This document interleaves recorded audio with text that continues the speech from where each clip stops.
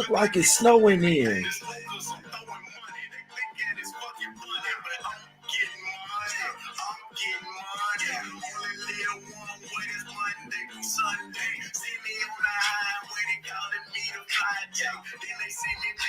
Now I'm calling you. Bye, Jay. With your driveway.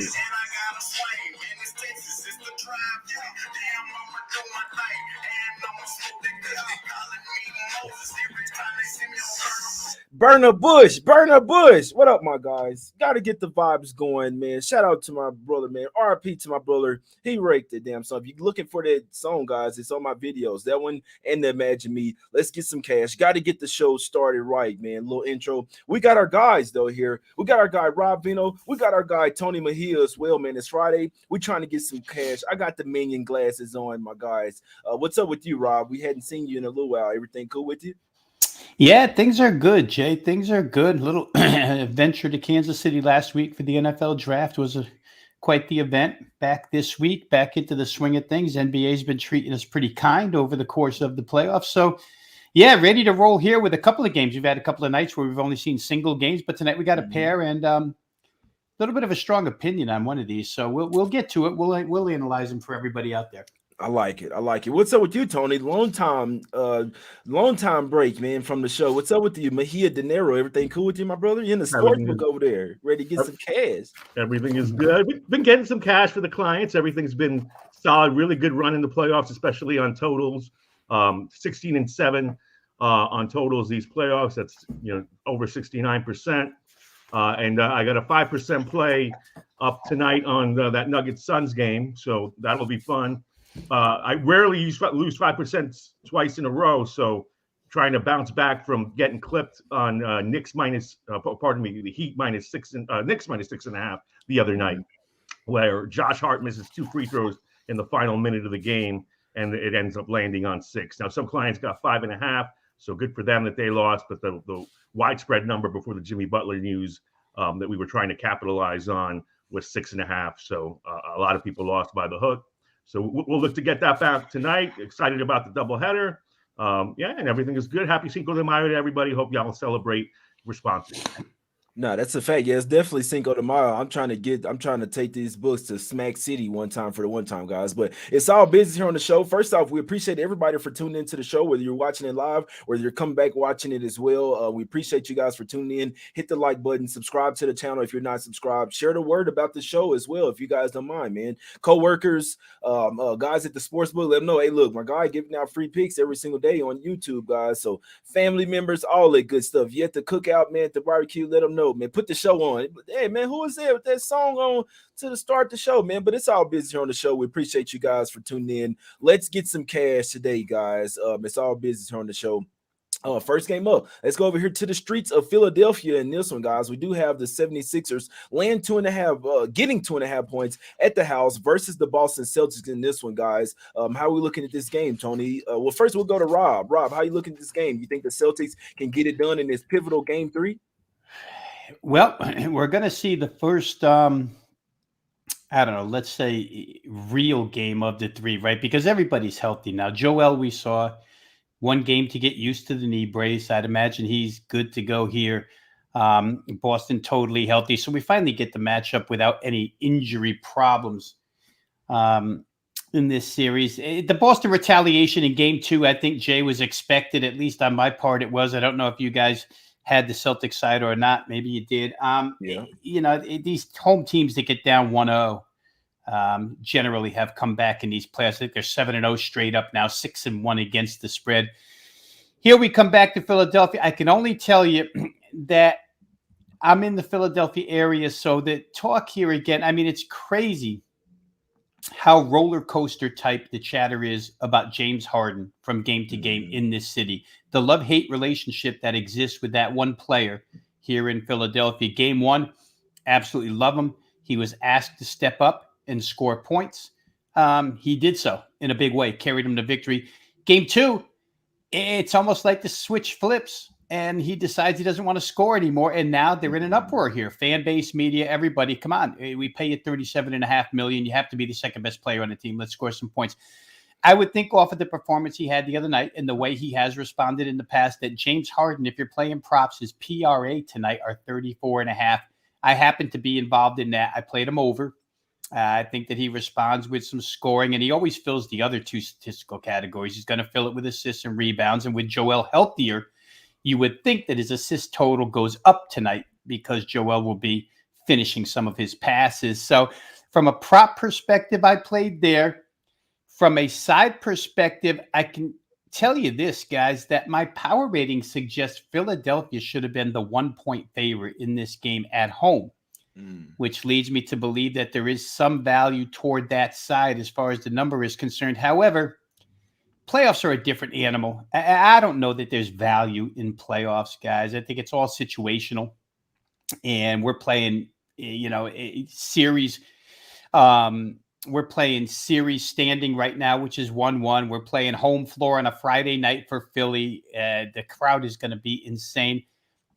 I think Philadelphia could be the right side here. I didn't play it, so I don't have any conviction to speak that with. I just feel like they'll be ready for this game. We know that the role players generally play better at home. So maybe 6 through 9 in the rotation, pick it up a little bit here offensively to help out. And I do think James Harden steps up. So I'm going to probably just lean toward Philadelphia, but no official play. Didn't play it. The total, I'm a little confused on, so I won't even speak on that. Maybe Tony's got a better opinion, or maybe you have a firm opinion, Jay. But I'll leave it at that. James Harden, PRA, though, over 34.5. I'm fully invested in, and I think that's a good way to go. I couldn't talk you off there, Tony. Obviously, we've seen like a zigzag here, right? Sixers go out there and win game one without Joel Embiid. He comes back. They get the doors absolutely blown off of them. In theory, Sixers supposed to come back with something here. What do you think about this game, Tony? Yeah, I mean, in this postseason, I haven't missed many days where I say I don't really like anything. But game two, I skipped altogether. I said Embiid is back. We'll see how healthy he truly is. I don't love the idea of having to win by double digits to cover with Boston, and I think Philadelphia's game, but at the same time, Celtics need to win. So I stayed off of it completely.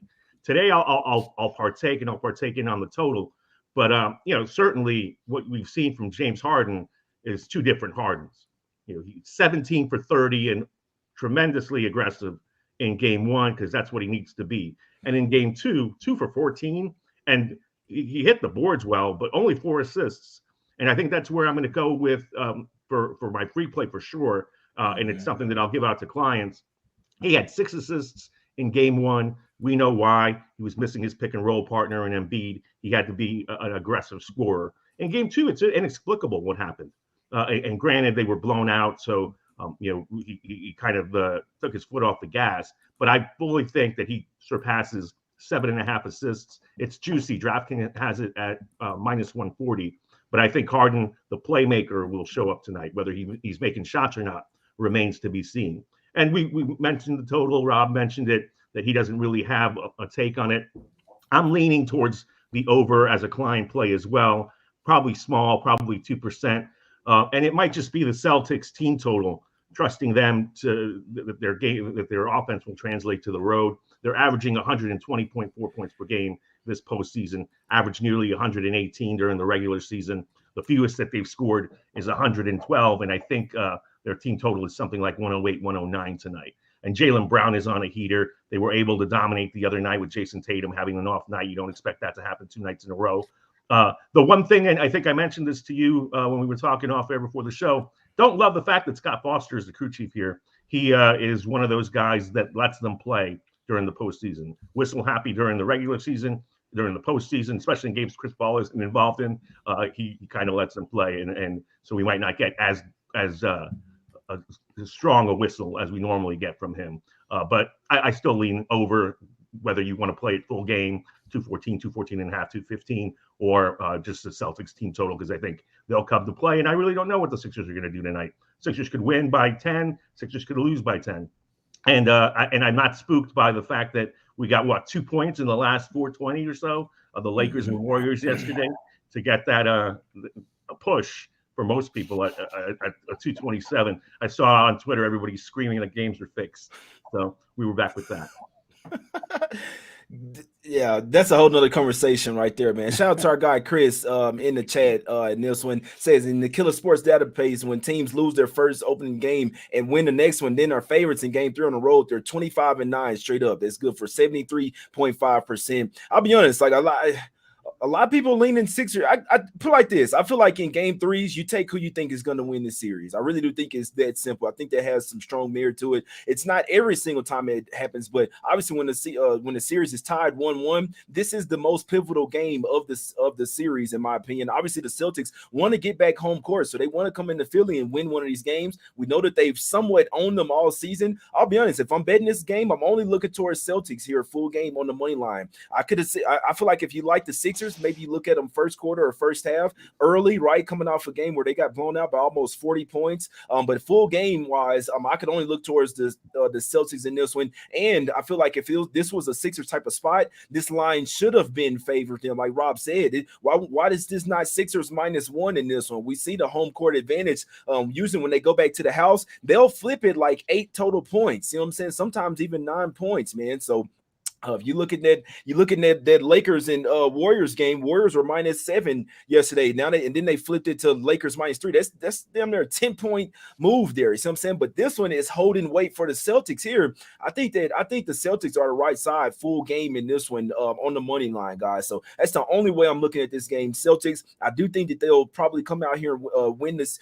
They will come out on top at the end of the series. This is game 3. This is a very pivotal game. The line is all over them as well. Even though they open up at 1.5, still strength for the Celtics, in my opinion, even with Embiid back there. So could only look towards the Celtics in this game, full game on the money line. Our guy Andre says he likes Celtics in the money line on the money line as well. So I can only look towards the Celtics in this one. Rob, any other thoughts on this game, my brother, before we get to the next one? Yeah, I think, again, I just have so many conflicting arguments I could make back and forth that I may choose not to play. I do like the take you had, Jay, on Sixers first quarter. Mm-hmm. If they're going to come out with any fire after losing by 34, you would expect them to be a little PO'd, right, and come out and play well first quarter. So I could see that. And as the game evolves, the Celtics have a lot of weapons. Boy, Malcolm Brogdon has shown to be quite an extra weapon where scoring is concerned for Boston. So hotly contested game for sure. Do like the Harden prop PRA, and I think that Sixers first quarter might be a good look as well. I couldn't talk you off, my guy. Yeah, I could only look at Celtics full game. Or Tony, you were looking towards the over, right? That would be your play for this game? Yeah, I'm looking towards the over. I'm looking at Harden over his assists, and I think Jason Tatum has a bounce-back game. I don't know what the points that they put on that. I know Jaylen Brown was 25.5 the other night, and he was at 25. And unfortunately for Jaylen Brown over bettors, he didn't play at all in the fourth quarter. But he's been sizzling. I just think if the coverages shift to take care of the hot man and Jaylen Brown, then Jason Tatum can eat. So Jason Tatum would be my call on that. Face.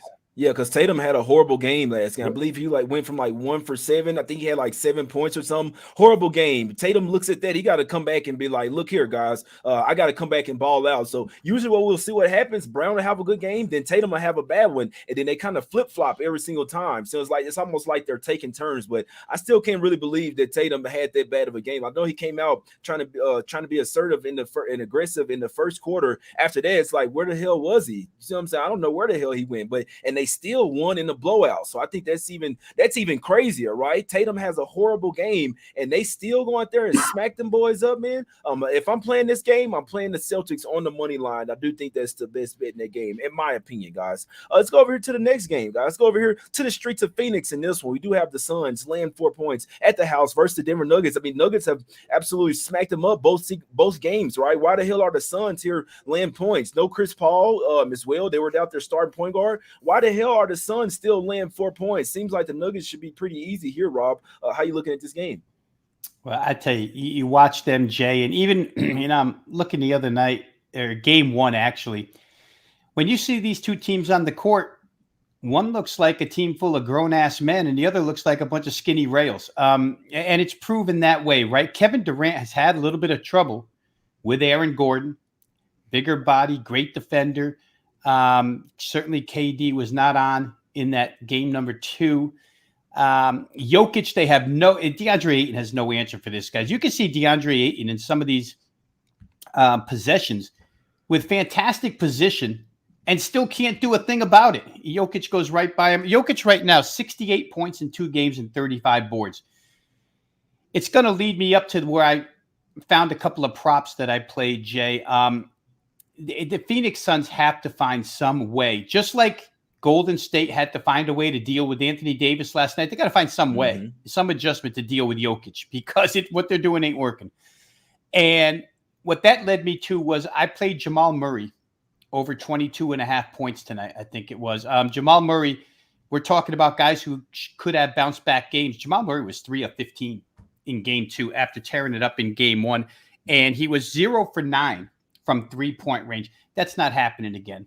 And it's certainly not going to happen when he's going to be defended by Campaign in place of Chris Paul tonight. So to me, Jamal Murray, and I heard, Nikola Jokic in a post game actually said, Jamal Murray's our best player right now. We're following his lead.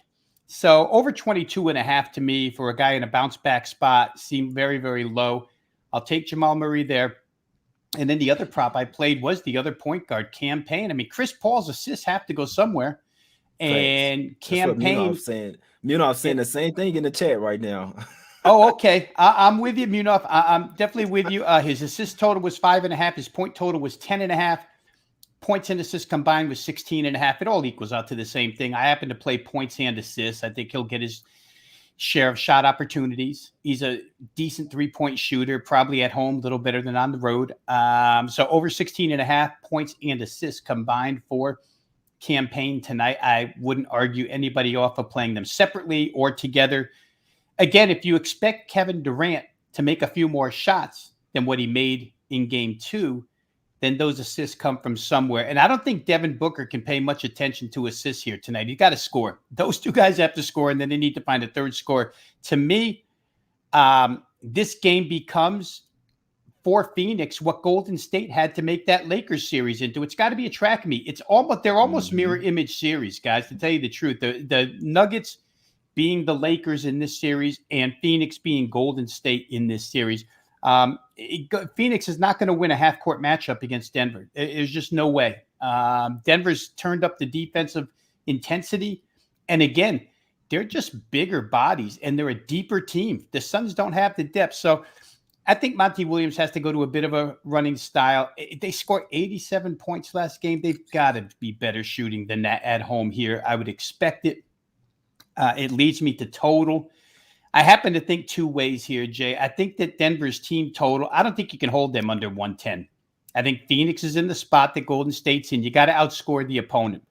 If Denver's going to get above 110, then certainly this game's going to go over if Phoenix is going to win anything here. I do think Denver gets over 110. I think the game total might go over. And if we're looking series projection, if you think that this series, and I'm of this opinion right now that I don't know that this is going any more than 5. People can keep talking about Durant and Booker, but what my eyes are seeing is Denver's way better than they get credited for or respected for. And they certainly have a mismatch in this series. So if you think it's going to be less than 5.5 games in this series, you take back plus 103. You don't do that because if it's going to end in less than 5.5, it's going to be Denver 4-1 exactly. So play series correct score, Denver 4-1 plus $2. I took a shot with it this morning. I think it may end up that way. I think Phoenix is going to disappear from these playoffs. So I've got so many investments in this game and series here tonight, guys. I do like the matchup. So I probably listed about 5 right there. That's what I'm rolling with. I like it. What do you think, Tony? Do you think that there's a possibility that Chris Paul being out could be a good thing for the Suns? How are you looking at this game, Tony? Yeah, he hasn't been much more than a spot-up shooter since these playoffs began. And I won on his assist prop in both games 1 and 2. I think game 1 was 8.5. Game 2 was 7.5, riding the under on that because technically Devin Booker has been the primary catalyst. And so I'm going to go back to that as my free play for the show, my best bet for the show, and a play that I've already put in for clients. over Devin Booker, 38.5 points and assists. He had 35 and 6 in the game that they scored 87 points the other night. And so, from that standpoint, I think the Suns will score more. Booker's not going to leave the court. This is a must win. So he'll go down swinging.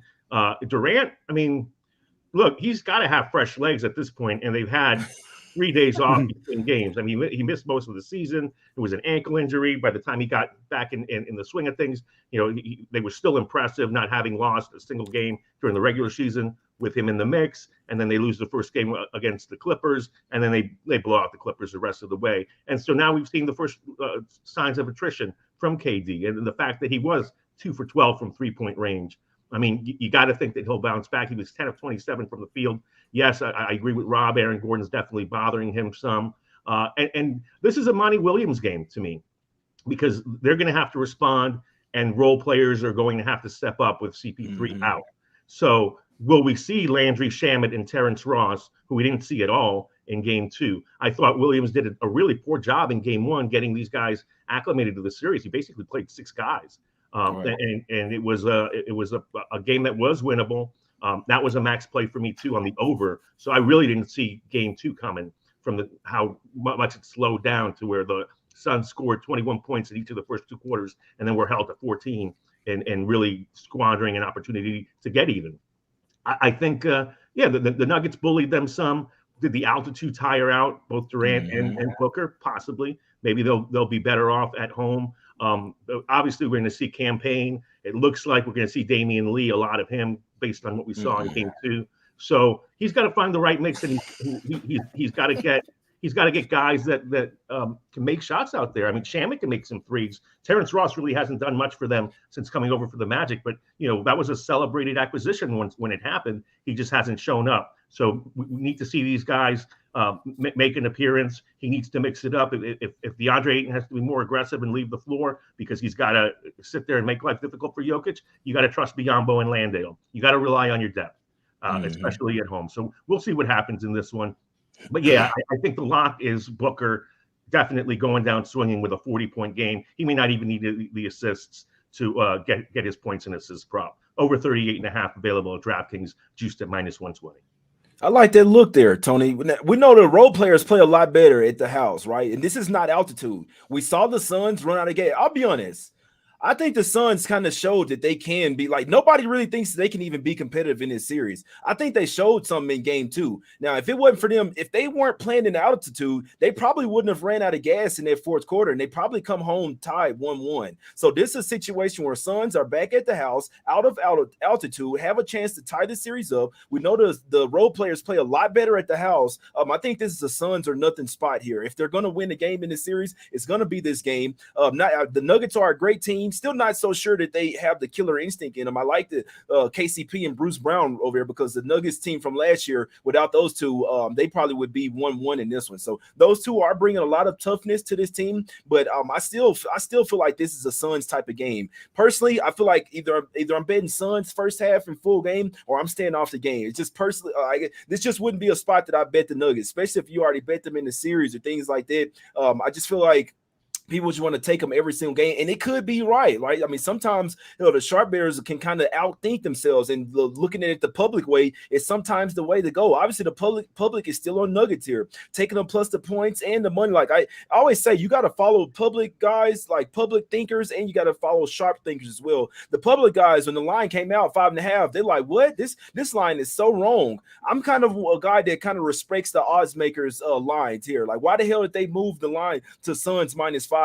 See what I'm saying, to start it off, or 5? Why is it still sitting at 4 with no Chris Paul? I think the Suns win this game by double digits, guys. That's just the way I see it. I think they come out here in the first half ready to go. I think you're gonna see blood in the eyes of Devin Booker and Kevin Durant in this one, and you need other guys to show up. You're gonna need DeAndre Ayton, obviously. You're gonna need some campaign minutes, Landry Shamet, somebody. I don't want to see Damian Lee, but whatever. Even if you can get out there and make some threes, but Torrey Craig would be a big player in this type of game. We've seen him be able to spot up from 3 in these corners as well, right? KD and Devin Booker driving, kicking it out to Torrey Craig. The role players are going to play a lot better at the house. And on the flip side, role players for the Nuggets might not play the same on the road as well. We saw the Nuggets all year not necessarily play to that same intensity on the road in this one.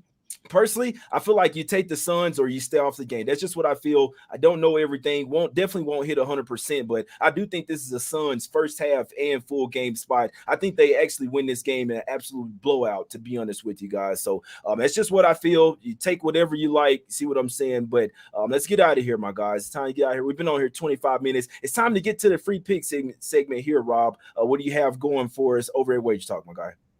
Yeah, real quick over at wagertalk.com. For those who haven't already, just go over there, drop your email address. You get free access to all the content provided by Wager Talk each and every day, media, written, or video and written shows over there constantly. Every sport, almost every game covered by the analysts over there at wagertalk.com. My play is up and available right now. NBA, the external football leagues, USFL, been pretty good in those sports as well. XFL #1 over there at Wager Talk. So go get all the plays if you're interested in selection packages at wagertalk.com.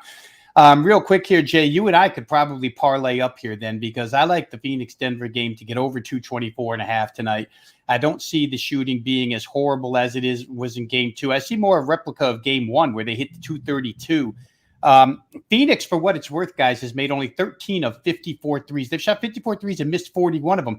They're a way better shooting team than that. So I would expect that to increase at home. I think the pace quickens with Campaign, right? Chris Paul loves to walk it up and be nonchalant and milk the shot clock, but Campaign is not that way. He's going to race it up the floor. I think Denver can go with him and score. So to me, 224.5 seems a little bit light since I saw game 1 go to 232. And in that game 1, by the way, Phoenix shot 51% from the floor. So it's not like they were being defended real well. I think that could happen here. Give me Phoenix, Denver over 224.5 as the top play for that game. And I'll leave the other James Harden PRA over for the early game, over 34.5 points, rebounds, and assists for James Harden tonight. I like those looks there, man. I like those looks. Make sure you guys go checking out Rob over at Wager Talk, and you can follow him on Twitter as well at Rob Veno Sports. Tony, what do you have for us today? What do you have going over at Wager Talk, my brother? Yeah, bro, we got a Wager Talk max play, 16-7 on the season on those. I've hit 7 of the last 9. Should have been 8 of 9, but Josh Hart let me down with the free throws in the Knicks Heat game the other night. So we'll look to bounce back on that. But yeah, max plays have been great since I joined Wager Talk, over 188 units. That's really been a driving force for me. And NBA wise, this week 8-3-1. Should have been 9-3, but obviously no points in 420 with the Lakers and the Warriors. That was a tough watch. Yeah, and then tonight let's go ahead and go lock in that 7.5 over assists number for James Harden in the first game, and over 38.5 points and assists for Devin Booker in game 2.